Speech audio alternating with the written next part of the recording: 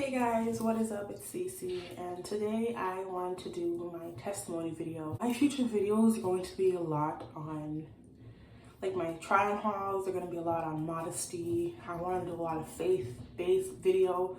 I'm still going to have my content the way it is, but I do want to incorporate Christ into my content. So I wanted to do a testimony on how I came to Christ, how I gave my life to Christ. I know in a lot of my videos I talked about God, but I had a lot of doubt. I remember spending nights Googling, researching if God is real, researching horoscopes, magic, and all that stuff. And I remember just being plagued with anxiety to the point where I had butterflies in my stomach and I just cried because I was so scared about what would happen after death. But April of 2021, I had an encounter with Jesus Christ, the Holy Spirit, and God. And I always get really happy and thankful that God revealed himself to me.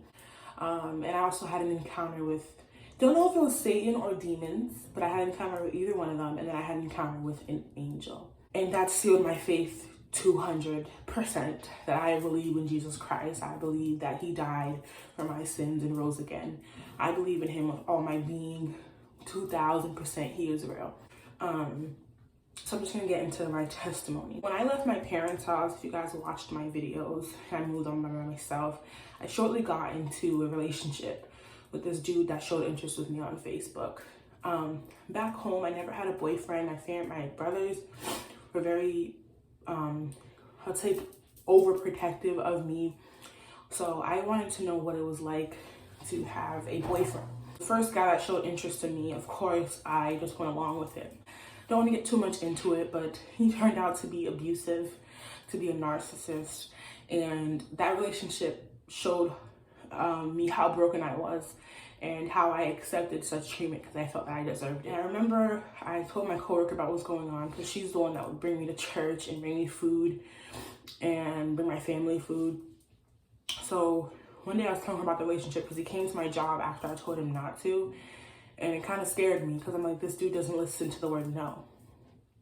So she told me, if you feel you can't leave him, you have to ask God for his intervention. At that time, I was doubting God. But I remember feeling like I couldn't leave. But now I know why. It was a soul tie. But I felt like I couldn't leave. Something in me just felt that I couldn't leave this man. I remember laying down in bed, in my apartment bed, and just crying, praying to God, like, God, I give this over to you. Please get this man out of my life. Please intervene, like supernatural intervention. And that day and a few months afterwards changed my life. I remember after that prayer, I got ready for work.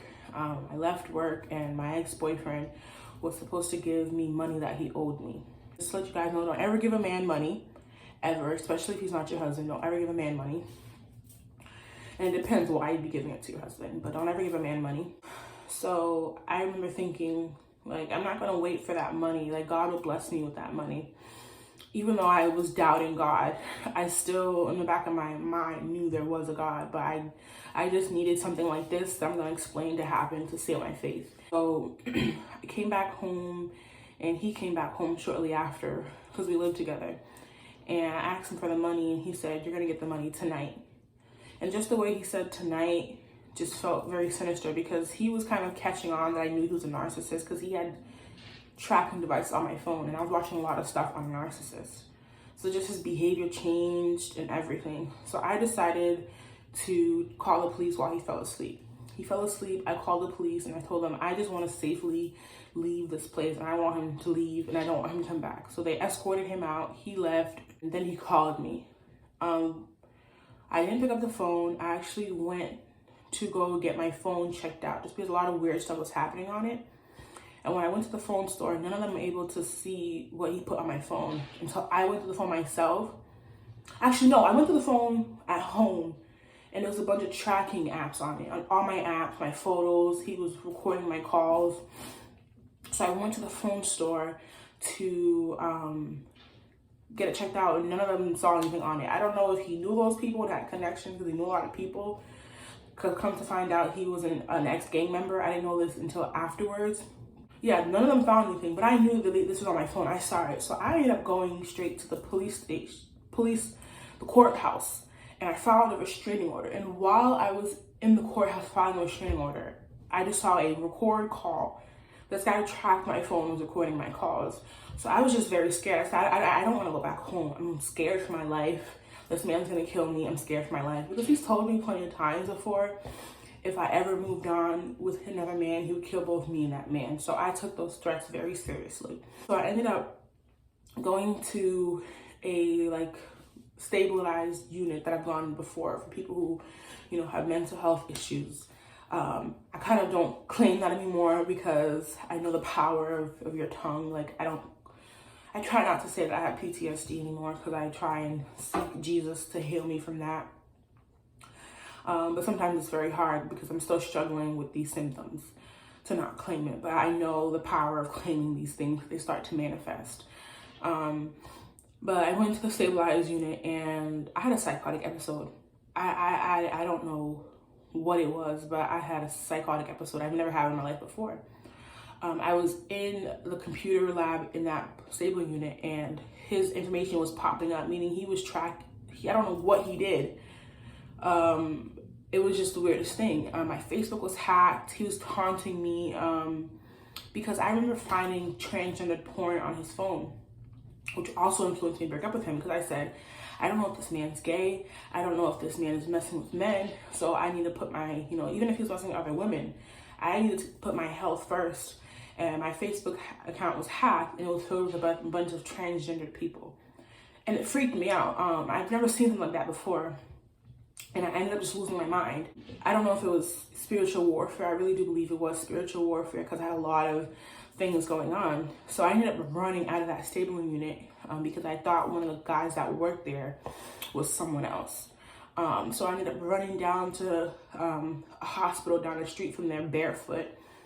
And I ended up going through this guy's pockets because I thought he had a gun.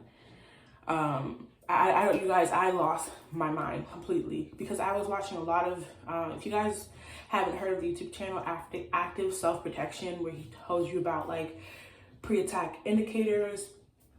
That guy was doing one of them, I don't know, my mind just kind of connected it, this man's gonna shoot me, and I'm thinking I'm gonna shoot him first before he shoots me, and he was like, what the heck are you doing? And I'm like, I kind of knew reality at the same time, but at the same time I didn't. And I apologized. I said, oh my gosh, I'm so sorry. I'm having a PTSD and psychotic episode. I'm so sorry. And the police was like, what's wrong with you, ma'am? And I said, nothing. And I was like, you guys are after me. You guys are after me. And they're like, nah, this girl needs to go to psych. So when I went to psych, I experienced a lot of stuff. When I was in the hospital ER, I experienced demons in the doctors, literally. People don't have to believe me, but demons in the doctors. The doctors were blaspheming God. I personally believe that Satan sent these. I don't know, you guys. You guys explain it for me. I'm still very new in my faith. The demons in the doctors were blaspheming God, taunting me. Remember I asked one nurse what's her name, and she got very, very defensive. So then a doctor was trying to give me blood clots. And it was just very sinister energy with him. I remember trying not to give him eye contact. And the lady was like, a Haitian lady was like, don't look him in the eyes. And she started praying for me. And they were trying to give me blood thinners. I'm like, I'm not here for medical reasons. I'm here for psych. I'm here because I left a domestic violence relationship and I lost my mind. But just once they did that, they said, we have to give it to you. We have to give it to you. And I'm thinking, no, you don't. If I wanted to die, I can die. And I said that to them. I said, and I wasn't even a Christian at the time. I grew up Christian, but I never really claimed to be a Christian or live as a Christian or believed in Christ full-heartedly. And I said, I'm a Christian. I don't believe in this stuff. If I want to die, let me die. And he said, no, that would be a liability to us. And when they left the room, I started praying. Don't I get emotional in this video? I started praying and an angel came into the hospital room. And I think it was Angel Gabriel. It was a big, beautiful angel. And the angel gave me a paper. And the paper said patient's rights.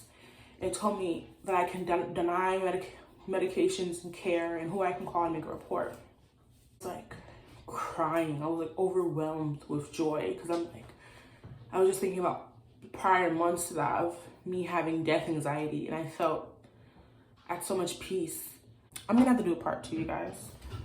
This is gonna be a long video just because I went through spiritual warfare for months after this, so this is gonna be a long video. But this is part 1. Stay tuned for part 2.